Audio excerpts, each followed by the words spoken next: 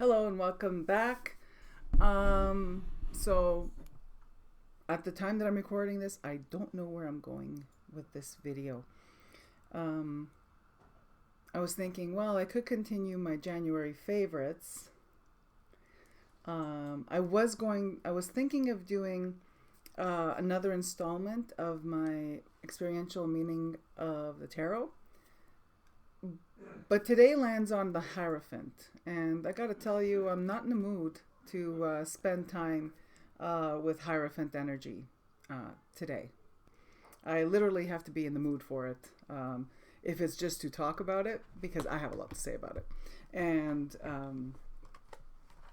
so I'm thinking that at this moment, as I'm arranging my stuff on my table, that it's not going to be the my experiential meaning of the Hierophant card. But I did want to share something. So I think this is going to be, I'll see whatever it turns out to be, that's what I'll title it. How's that? Okay. Hang on, I need to have a sip of my coffee in my Scooby-Doo mug.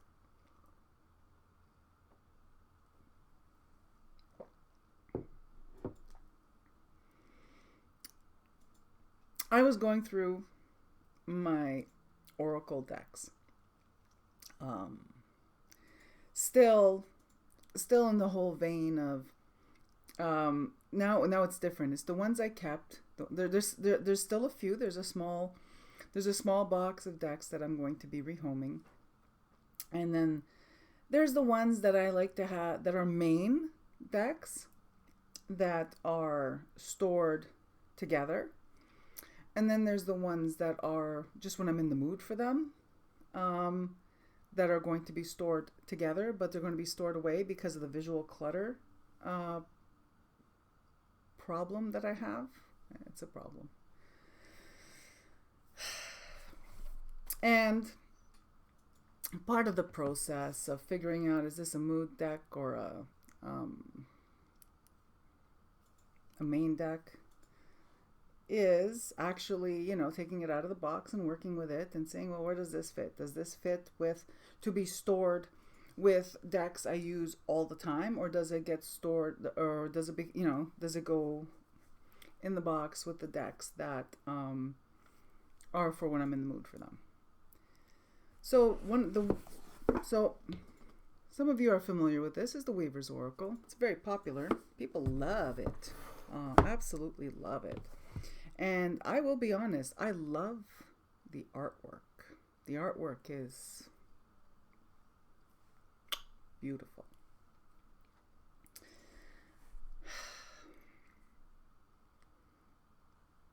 But I struggle with the guidebook. I struggle with the guidebook. I struggle with some of the weavers. The imagery of the weavers, because my brain kind of recognizes archetypes in them, and suddenly it's like and if the archetype I recognize in the weaver, in the artwork for the weaver, does not correlate or is incongruent with the story in the guidebook, I struggle with it. But let me just say, that's like a personal thing. And this is a beautiful deck, okay? Like, these are the backs. This is the card I pulled. And I pulled this card last week when I was looking, and like I said, right? And I'm probably not going to drop this subject right away. It just evolves. I'm still going through the reconciliation of the decks I'm going to keep, the ones, and now that I've decided what I'm keeping, then now it's categorizing, because that's how I'm wired. I need to have them categorized and stored. You know what I'm doing? Yeah. Okay. Now I'm comfortable. And stored accordingly, according to purpose, according to whatever vibe, mood. So yeah. This is one of them. This one's on the fence. I've rehomed one already. And this is one I'm on the fence about. Until, of course, last week, which I'm still on the fence about it because I do have another deck that I use a lot that has this energy and works really well for me. But I need to sit with this, and I'm going to share it with you.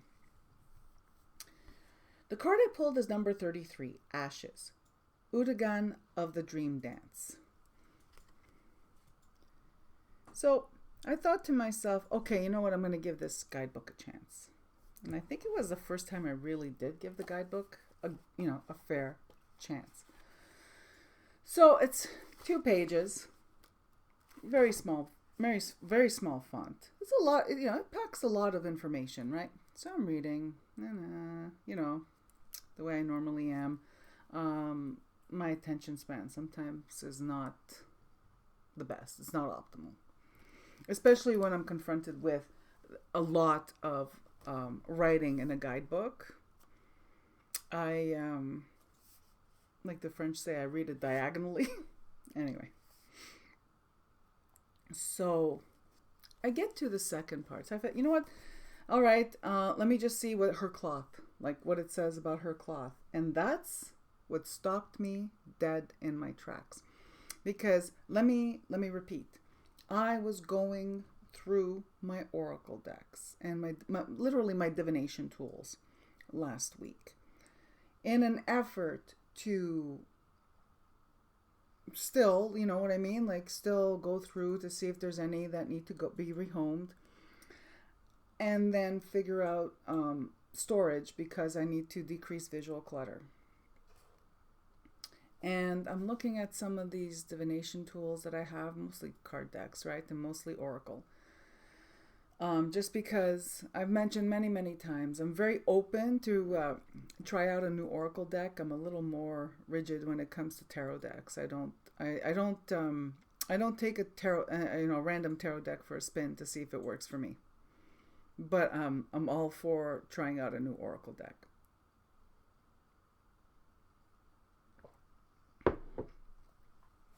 So this occurred, drawing this card and reading this passage in the guidebook, at the moment that I was going through my oracle decks. Again, like I said, to categorize, to perhaps see if there's any that need to be rehomed, blah, blah, blah. All right. So let me share with you her cloth for Ashes, Udagan of the Dream Dance. We sit with the oracle bag laid by our side. We have kindled and stoked the dreaming fire. We have cooked the oracle pieces. We have raked them from the cooling ashes and burnished them smooth. We have marked them with symbols that we found as we wandered between sleep and waking. We have even danced for hours with loud old women who kept shouting and being mystic in our ears. Now, how do we read the oracle? We thought our intuitive eyes would be tempered by the shaman's flames. Instead, the oracle pieces seem dull and ordinary. Rather than the vibrant truth seeds of our imaginations, these casting stones are empty. Just blobs of uninspiring ash and spit. Those magical bones are simply shards of some dead creature. There are no wise secrets hidden in their marrow. Shall we tell each other that this thing is useless, or should we pretend to be enriched by knowledge in the bones and stones? The strange truth is that it really does not matter. The oracle has already done its job.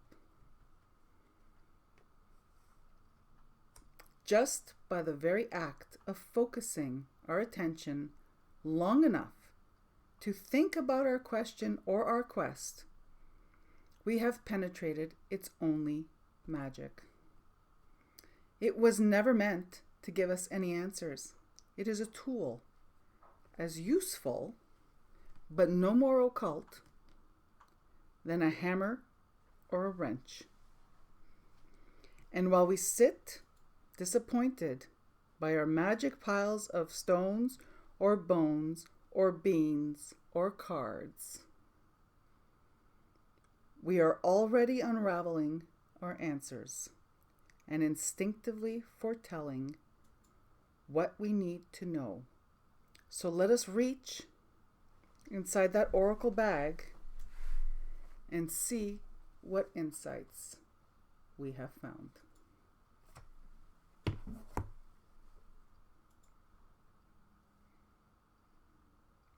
Wow.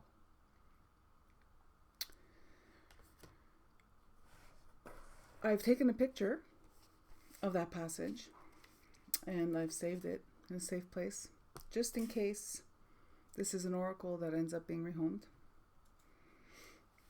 But I have left ashes on my altar the past week. And every time I see her with her bags, with her oracle bags, I recall this passage. So yeah, just thought I'd share that with you.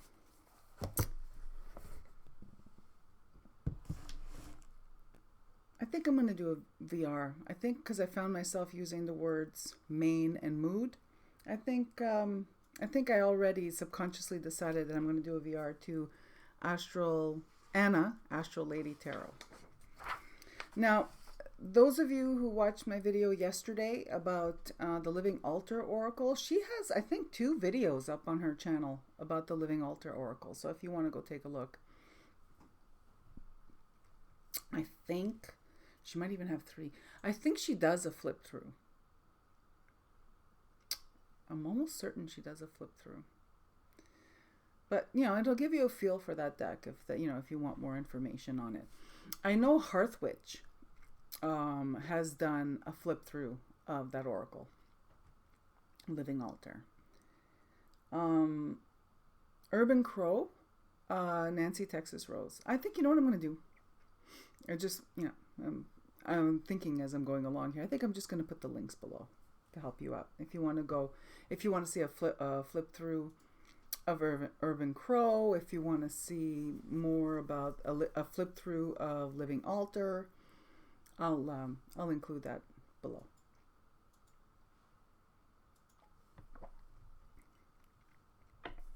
So,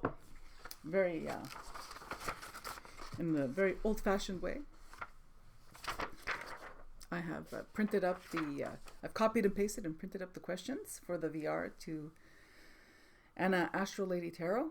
But I think before I get into that VR, I think I did want to share something. Let me see, does it show up? Can I fit it into one of these questions? Oh, well, you know what? I have a really bizarre answer to one of these questions because it surprised me too. All right. Okay, so let's do this. Number 1. Which of your decks can you mentally flip through all the cards? And then it says semicolon are your main decks. So basically, months ago I did a video. I think it's cute the way that Anna words it. She'll say it's the VR that nobody asked for. So months ago, I did a video where just before it hit me, as it was hitting me, the overwhelm with all the decks, I did a video where I shared how I miss having an intimate relationship with my tarot deck. I miss knowing a tarot deck like the back of my hand, and that intimate relationship is when I only had 1, 2 maximum. So I found the questions really interesting because as much as they seem like pretty innocuous and pretty, straightforward or surfacey, they're not, because when I read these questions, I thought, oh, this digs really deep or far back. Which of your decks can you mentally flip through all the cards and are your main decks? Well, there are decks that I can mentally flip through each card that I no longer own. And I'll start with that one, Hanson Roberts. I can flip through that deck mentally because I had it. I had it for a short while in the 90s. Funny, yeah? I had it for a short while in the 90s, but I did a ton of readings with it. And it's Rider-Waite based. But that is one that I can flip through in my mind. I don't own it anymore. It's a lot. It's years and years and years. I don't own it anymore. I had one briefly that came through during the deck binge of whatever, and but I've since moved it on. It was a recent one. I don't know where my original one ended up, but I probably gave it away because I wouldn't have thrown it in the garbage. All right. Next deck that I can flip through in my mind. I know all the cards of the Rider-Waite. It's my most used. It's my main deck. It is a main deck that I've used. This is the main deck I've used to read for other people since the beginning of time. So since the mid 80s.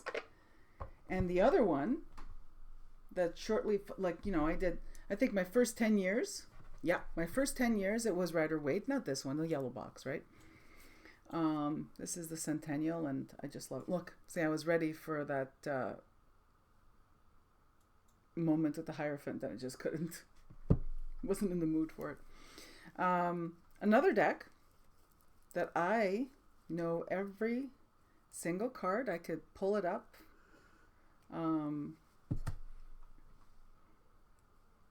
In my mind, I could flip through the deck in order. I could flip through it out of order. That's another thing too, right? To have a relationship with a deck that you can think in your mind and say, oh, what does the Seven of Wands look like in that deck? Oh, okay, this one is the 8th, but you know what I mean? Like, I could bring it up. And of course, with the Morgan Greer, it being very Rider-Waite, it's like, it's self-explanatory, of course. But see, this is different. This is a different Sun card than Rider-Waite. So Morgan Greer is another one that I can mentally flip through. And one that surprised me.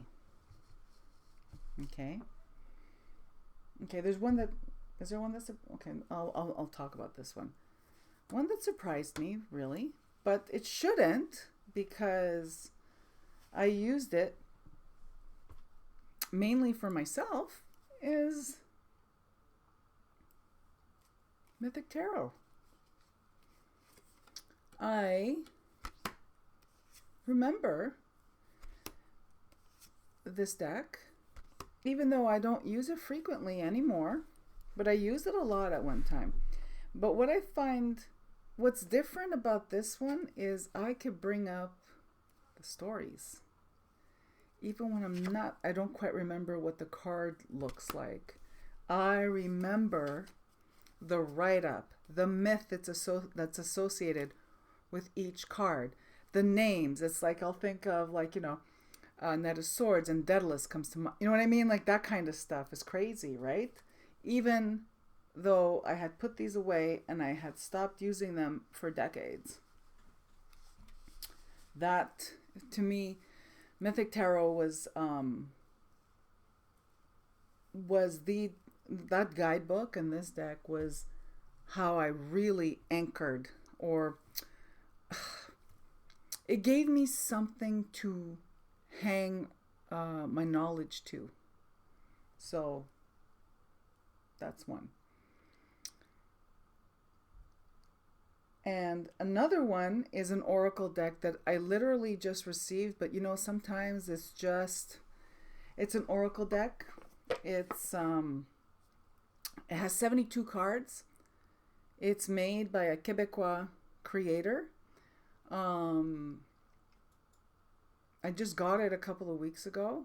and I can see all 72 cards because it makes sense. The deck makes sense. This oracle makes sense to me. And it's Oracle Witch. See, it's spelled Ouitch, which is cool because like Ouija, which is yes in French and ja in German, this is witch, which is yes in French, and then it makes the w sound for the word witch. So I know I'm a word nerd. I'm a word nerd. Anyway, I just got this a couple of weeks ago. This is one that I'm going to do. I mean, I am going to do a flip through and a review of this one when I have more light. And this one, well, to show you that there's like magic in this deck, I pulled a card for the energy of the week coming, and I pulled Emok. Come on, 72 cards. If it was an oracle deck of 44 cards, it's like, okay, whatever. It's like, woo, woo, woo, woo. But 72 cards, riffle shuffled, and Emok is the energy for this coming week. And it's not just this card. It's just since I got it, a lot of thought and magic and understanding. Like the person who created this deck is an astrologer, and anyway, I'm not gonna, like I said, I'm gonna do a flip through. I'm gonna discuss the creator. I also bought her books. You know what I mean? But I just want to say that this is one I just got this oracle. I just received it, I don't know, last week, not even 2 weeks ago. I can't even tell you. And I can already flip through all the cards in my mind because it's a system that makes sense to me. All right. So that's it for that. Eee. Okay, let me just put my stuff away because I'm making a mingus. All right, that was like question number 1. Oh my God, sorry. Okay, I'm gonna pick it up. I'll pick up the pace a little bit. What is an intimate relationship with your tarot deck to you? An intimate relationship is more than just being able to visualize all 78 cards. An intimate relationship with a tarot deck is when I turn to that when here's my example. And this is the only example I'm going to give, and then I'll go to the next question. When I read for other people with Rider-Waite, and I use the Centennial, or back when I was still using Morgan Greer, when I read for other people, it's a combination of psychic reading and tarot reading. And an intimate relationship with a tarot deck is when the psychic message that is downloading is reflected in the card that gets drawn. So I don't know if that made any sense. I'm going to try it again. I know that I have an intimate relationship with a tarot deck when it speaks the language of the spirits that are transmitting the message. I have an intimate relationship with the tarot deck when it feeds me the right card image to help me verbalize the message that's meant for the seeker. Which decks are your mood decks and why? So, confession, I didn't watch Anna's video before recording this because I didn't want to be influenced by her answers. Because although we are very different readers and very different people, there's a little bit of crossover. I think that's why I find her channel interesting, and I find her interesting. There's a little bit of crossover in our tastes with decks and our viewpoints. Although they're not always 100% aligned, they run parallel. You know what I mean? So I didn't want to be influenced. A mood deck for me, I guess would be one that I have to be in the mood for, one that it has a certain type of energy for that mood, for that purpose. And I have to say that when I'm feeling really close to earth, when I'm feeling, I guess it's an elemental thing, but when I'm feeling that I am wanting to work with the earth element, the element of earth energies, earth spirits. And when I want to tap into that kind of energy, but not just earth, but one that is, the opposite of cosmic. You know what I mean? Like, I don't even know. Greenwood. The Greenwood Tarot for me, is that mood deck. When I'm not wanting Christian imagery that is pervasive in Rider-Waite and Thoth as well. When I want just earth-based imagery, earth spirits, primordial, primal. For me, it's the Greenwood, 100%. The Wildwood was a consolation deck. This is the one that really, for me, works in terms of artwork. But, this one, the Greenwood's out of print. And the images may still be floating around the internet, public. I don't know. I just have this one. I keep this one as a gift from a dear friend, and I love it. So this for me is a mood. It's mood. It's the main deck for that mood. All right. I also got Cheska Potter's Celtic Shaman cards, which, same artist. Yeah, they're just beautiful, beautiful, beautiful. In my orange Peggy bag. Not sponsored, just obsessed. All right. Which decks are my mood decks? So that's my, when I need to get in touch with earth. I wouldn't say it's not grounding. Maybe a little bit. It has that between worlds, but, earth-based spirituality, earth-based spirits. When I'm feeling cosmic, this guy, Crow's Magic Tarot. This, according to my taste, should not be a favorite deck.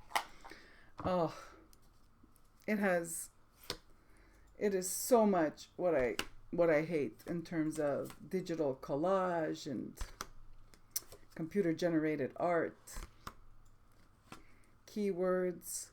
Some of the astrology is I'm open to it, but some of even when it doesn't match, because it gives another layer, but some of it doesn't. Like some of the astrology is creative license.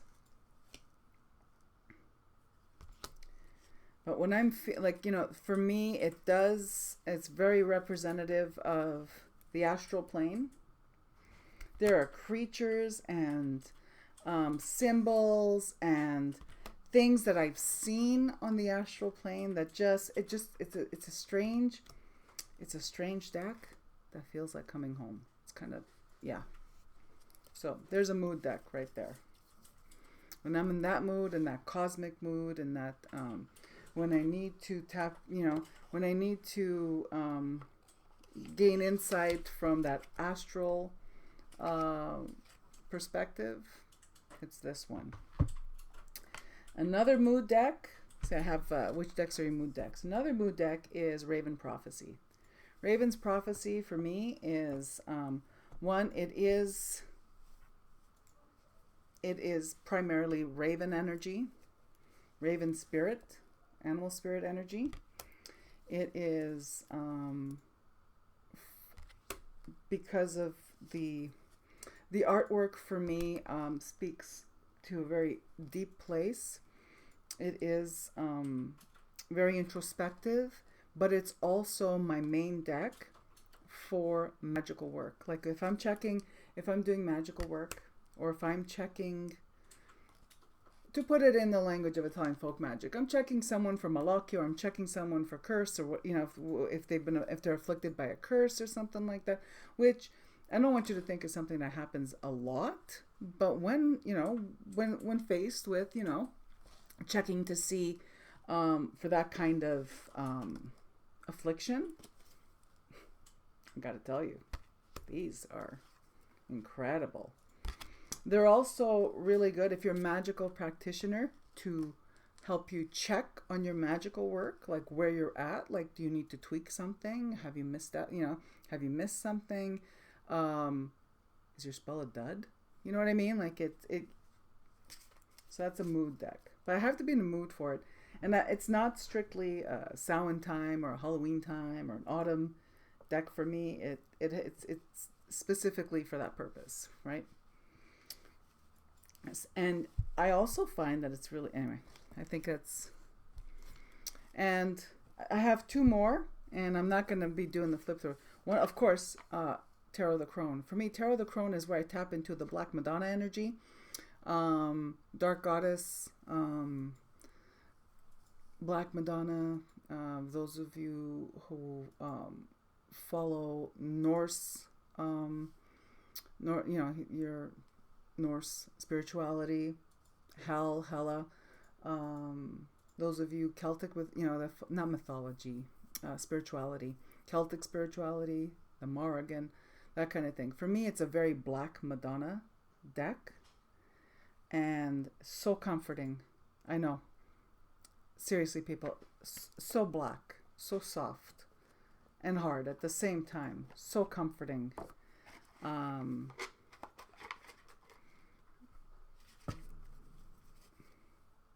You know, it's, yeah. And the last one is Marielle. Marielle is also, it's a mood deck. Marielle for me is, Marielle is quite complex because I have had both experiences where it could be very spiritual and extremely literal. Frighteningly so. Frighteningly literal. And it's in this bag, and you know what Marielle looks like. Okay. Do you work more often with your main decks or your mood decks? This is really dependent on many things. If I'm doing a lot of public readings, like readings for people, like for the public, of course it's my main decks, and it's going to be, and it's always this one. Okay, always. I sometimes switch out this one for Pagan Otherworlds, depending on what the reading's about. Depending on, you know, sometimes mood. But main deck, always. For readings for the public. For myself, I don't use this deck. I find this one difficult to read for myself. I've always found the Rider-Waite difficult to read for myself. So that's a topic for a whole other video. Do you have a perfect deck? The one I haven't mentioned yet is perfect. Do I mean like one that could replace them all? Probably. Now I really love all the ones I shared with you today. Of course I do, because I kept them and they made the cut, right? But there is one deck that every time I use it, and I use it a lot for myself, for daily draws, I'll reach for it because it's out all the time. When I don't feel like digging for Raven's Prophecy for magical work, I'll dig for it. When drawing, like if it's not a full reading, but someone says, hey, can you pick a card for me? Could you pull a card for me? Like, you know, this is the deck that I turn to. This is the one that I use for actual magical working, because I also have the small size that I actually use just as talismans. Oh.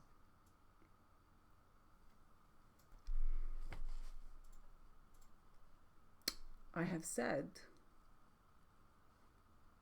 to friends that every time I use my Thoth, I ask myself, why do I own any other deck. Like, why, why do I own any other deck? What I'm going to say is from my experience. Like, you know what I mean? Like, everyone has their own ideas of whatever. So, Aleister Crowley aside, don't care. Me, I care about this. And this is magic. This tarot deck is magic. More than this one. This one's more cartomancy. This one's magic. This one, I actually wear on my person cards from the Thoth deck for magic. Talismans, amulets. So this, and why is for me it's a perfect deck. One is because it's so abstract you can't even place it, can't be placed in time. The use of color, mine's a greeny. You can't, it can't be played because it's so abstract. It's not dated. That's the word I was looking for. So it's not dated because it's abstract. It's not so abstract that that you have to dig for the symbolism. The symbolism is overt. The astrology is overt, as you could see here. And Six of Wands, it's Jupiter in Leo. So Jupiter at the symbol for Jupiter at the top of the card, symbol for the zodiac sign Leo at the bottom of the card. The wands are orange, red, yellow. There's flames on them. You know what I mean? Like, I've said before, perfect deck. I wished if this had been the first tarot deck I had picked up, I would have learned to read tarot faster than I did.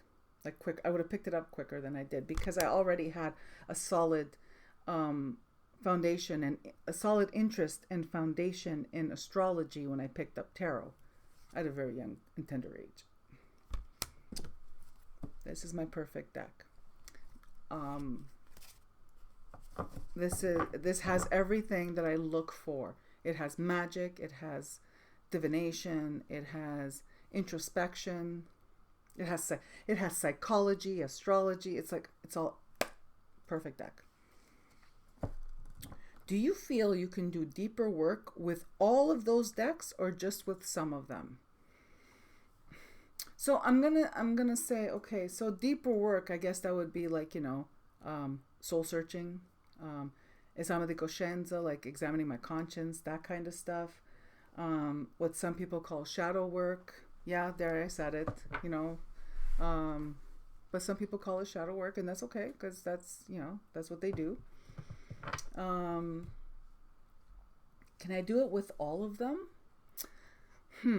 I have to say that no, I can't.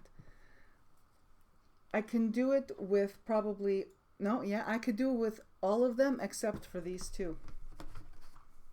The Morgan Greer and the Rider-Waite, the Centennial. These two decks I can't do deeper work with. I can't do deeper work with because I already struggle to read for myself with them. That's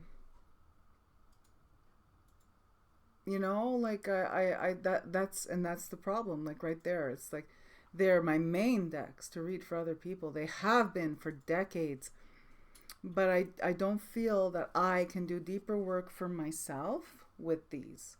All the other decks I mentioned, absolutely, I can. And they are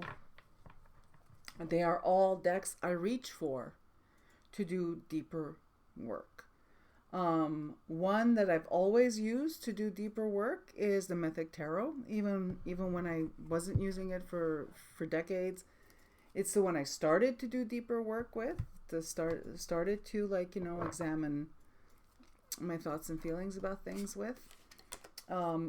Marielle can go really deep, and I have the first edition that I trimmed, And it's the ones with the really confronting cards that for me were just incredible in terms of deeper work. Tarot of the Crone, for sure. It's like when I'm communing with my Black Madonna,